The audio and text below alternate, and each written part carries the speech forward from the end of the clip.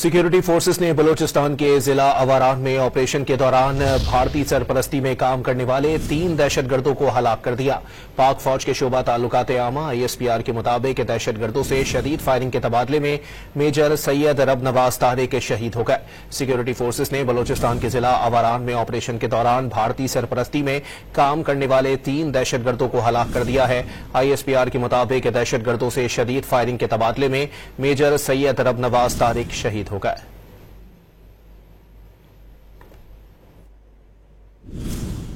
Security forces ने बलूचिस्तान के जिला अवारान में ऑपरेशन के दौरान भारतीय सरपरस्ती में काम करने वाले 3 दहशतगर्दों को हलाक कर दिया।